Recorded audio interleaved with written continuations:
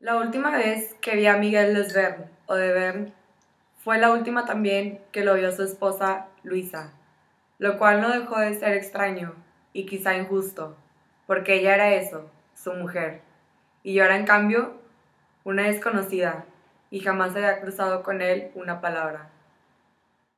Ni siquiera sabía su nombre, lo supe solo cuando ya era tarde, cuando apareció su foto en el periódico, apuñalado y medio descamisado y a punto de convertirse en un muerto, si es que no lo era ya para su propia conciencia ausente que nunca volvió a aparecer. Lo último de lo que se debió de dar cuenta fue de que lo acuchillaban por confusión y sin causa, es decir, imbécilmente. Y además, una y otra vez, sin salvación, no una sola, con voluntad de suprimirlo al mundo y echarlo sin dilación de la tierra, ahí y ¿Qué? entonces. Me pregunto. La verdad es que lo ignoro. Es solo que cuando alguien muere, pensamos que ya se ha hecho tarde para cualquier cosa, para todo, más aún para esperarlo, y nos limitamos a dejarlo de baja. También a nuestros allegados, aunque nos cueste mucho más y los lloremos, y su imagen nos acompaña en la mente cuando caminamos por las calles y en casa, y creamos durante mucho tiempo que no vamos a Al acostumbrarnos. principio sabemos, desde que se nos mueren, que ya no debemos contar con ellos, ni para lo más mínimo, ni siquiera para una llamada trivial o una pregunta tonta. ¿Me has dejado las llaves del coche? ¿A qué hora salen los niños? Para nada. Nada es nada. En realidad es incomprensible, porque supone tener certidumbres, y eso está reñido con nuestra naturaleza, la de que alguien no va a venir más, ni a decir más, ni a dar un paso, ya nunca, para acercarse ni para apartarse, ni a mirarnos, ni a desviar la vista. No sé cómo lo resistimos, ni cómo nos recuperamos. No sé cómo nos olvidamos a ratos, cuando el tiempo ya ha pasado y nos ha alejado de ellos, que se quedaron quietos. Pero lo había visto muchas mañanas y lo había oído hablar y reír, casi todo a lo largo de unos años, temprano, no demasiado. De hecho, yo solía llegar del trabajo con un poco de retraso para tener la oportunidad de coincidir con aquella pareja, un rato. No solo con él, no me malentiendan, sino con los dos. Eran los dos los que me tranquilizaban y me daban contento, antes de empezar la jornada. Se convirtieron casi en una obligación. No, la palabra no es adecuada para lo que nos proporciona placer y sosiego. Quizá en una superstición, aunque tampoco, no es que yo creyera que me iba a ir mal en el día, si no compartía con ellos el desayuno. Quiero decir, a distancia. Era solo que lo iniciaba con el ánimo más bajo, o con menos optimismo sin la visión que me ofrecía a diario, y que era la del mundo en orden, o si se prefiere, en armonía. Bueno, la de un fragmento diminuto del mundo que contemplábamos muy pocos, como pasa con todo fragmento o vida, hasta la más pública o expuesta. No me gustaba encerrarme durante tantas horas sin haberlos visto y observado, no a hurtadillas, pero con discreción. Lo último que había querido era hacerlos sentirse incómodos o molestarlos. Y habría sido imperdonable ahuyentarlos, además de ir en un prejuicio mío. Me confortaba respirar el mismo aire y formar parte de su paisaje por las mañanas, una parte inadvertida. Antes de que se separaran hasta la siguiente comida, probablemente que tal vez ya era su cena. Muchos días. El último en que su mujer y yo lo vimos, no pudieron cenar juntos, ni tan siquiera almorzaron. Ella lo esperó 20 minutos sentada en una mesa de restaurante, extrañada, pero sin temer nada, hasta que sonó el teléfono y se le acabó su mundo, y nunca más volvió a esperarlo. Luisa no puede estar conforme con lo que le ha ocurrido. Nadie puede estar conforme con que a su marido lo hayan apuñalado gratuita y tontamente por equivocación, sin motivo y sin que él se lo hubiera buscado. Nadie puede estar conforme con que le hayan destrozado la vida para siempre. Díaz Varela se quedó observándome muy atentamente, con una mejilla apoyada en el puño y el codo apoyado en la mesa. Aparté la vista. Me turbaron sus ojos inmóviles, de mirada nada transparente ni penetrante. Quizás era nebulosa y envolviente, o tan solo indescifrable, suavizada en todo por su miopía. Probablemente llevaba lentillas.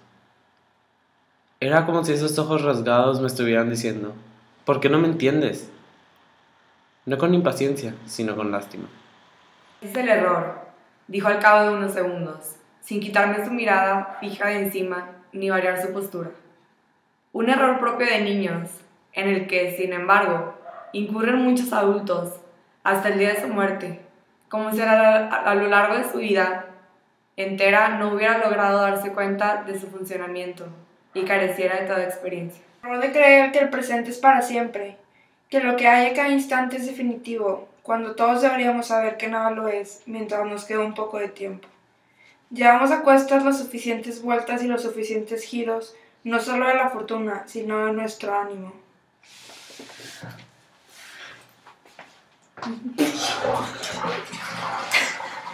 Vamos aprendiendo que lo que nos resultó gravísimo llegará un día que nos resulte neutro, solo un hecho, solo un dato. Que no podemos estar y por la que no dormíamos, sin la que no concebíamos nuestra existencia, de cuyas palabras y de cuya presencia dependíamos, día tras día, llegará un momento en que ni siquiera nos ocupará un pensamiento, y cuando nos lo ocupe, de tarde en tarde, sería para un encogimiento de hombros. Y a lo más que alcanzará ese pensamiento será preguntarse un segundo, ¿qué se habrá hecho de ella? Sin preocupación ninguna, sin curiosidad siquiera. ¿Qué nos importa la suerte de nuestra primera novia, cuya llamada o el encuentro con ella esperábamos anhelantemente? Nos importa incluso la suerte de la penúltima, si hace ya un año que no nos vemos. ¿Qué nos importa los amigos del colegio y los de la universidad? Y los siguientes, pese a que giran en torno a ellos larguísimos tramos de nuestra existencia que parecían no ir a terminarse nunca. Que nos importan los que se desgajan, los que se van, los que nos dan la espalda, y los que se apartan, los que dejamos caer y convertimos en invisibles, en meros nombres, que solo recordamos cuando por azar vuelven a alcanzar nuestros oídos, los que se mueren y así nos desertan. No sé, mi madre murió hace 25 años. Y aunque me siento obligado a que me dé tristeza pensarlo, y hasta me la acabe dando cada vez que lo hago, soy incapaz de recuperar la que sentí entonces, no digamos de llorar como me tocó llorar entonces. Ahora es solo un hecho. Mi madre murió hace 25 años, y soy sin madre desde aquel momento. Es parte de mí, simplemente un dato que me configura, entre muchos otros. Desde joven. Eso es todo, o casi todo. Lo mismo que soy soltero, o que otros son huérfanos desde la infancia, o son hijos únicos, o el pequeño de 7 hermanos, o descienden de un militar, o de un médico, o de un delincuente. ¿Qué más da? A lo largo, todos son datos, y nada tiene demasiada importancia. Cada cosa que nos sucede, o que nos precede, cabe en un par de líneas de un relato. Se me ha destrozado la vida que tenía ahora, pero no la futura. Piensa cuánto tiempo le queda para seguir caminando. Ella no va a quedarse atrapada en ese instante. Nadie se queda en ninguno, y menos aún en los peores, de los que siempre se emerge, excepto los que poseen un cerebro enfermizo y se sienten justificados y aún protegidos en las confortables desdicha. Lo malo de las desgracias muy grandes, de las que nos parten en dos y parece que no van a poder soportarse, es que quien las padece cree, o casi exige, que con ellas acabe el mundo, y sin embargo el mundo no hace caso y prosigue. Tira de quien padeció la desgracia. Quiero decir, que no le permite salirse con quien abandona un teatro, a no ser que el desgraciado se mate. A veces, no digo que no, pero muy pocas, y en nuestra época es más infrecuente que en ninguna otra. Luisa podrá recluirse, retraerse una temporada, no dejarse ver por nadie más que por su familia y por mí. Si no se cansa de mí y no prescinde, pero no va a matarse, aunque solo sea porque tiene 2 hijos de los que ocuparse y porque no está en su carácter. Tardará más o menos, pero al cabo del tiempo, el dolor y la desesperación no le serán tan intensos. Le menguará el estupor y sobre todo se habrá ido haciendo la idea. Soy viuda, pensará, o me he quedado viuda. Ese será el hecho y el dato. Será eso lo que le contará a quienes le presenten y le pregunten por su estado. Y seguramente ni siquiera querrá explicar cómo fue el caso. Demasiado truculento para revelárselo a un recién conocido. Eso lo que se cuenta de ella. Y lo que se cuenta de nosotros contribuye a definirnos. aunque sea superficial e inexacto. Al fin y al cabo, no podemos sino ser superficiales para casi todo el mundo. Un bosquejo, unos meros trazos desatentos. Viuda, dirán, perdió al marido en circunstancias terribles y nunca del todo aclaradas. Yo mismo tengo mis dudas. Creo que lo atacó un hombre en la calle, no sé si un loco o un sicario. Y si fue un intento de secuestro al que él se resistió con todas sus fuerzas, y en vista de eso se lo cargaron ahí mismo en el sitio. Era un hombre adinerado, tenía mucho que perder o forcejeó más de la cuenta, instintivamente. No estoy segura.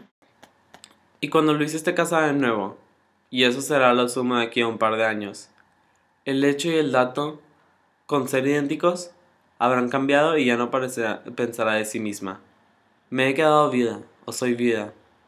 Porque ya no lo será en lo absoluto, sino perdí a mi marido y cada vez se me aleja más. Hace demasiado que no lo veo, y en cambio, este otro hombre está aquí a mi lado, y además está siempre. También a él lo llamo marido. Eso es extraño. Pero ha ocupado su lugar en mi cama, y al yuxtaponerse lo difumina y lo borra. Un poco más cada día, un poco más cada noche.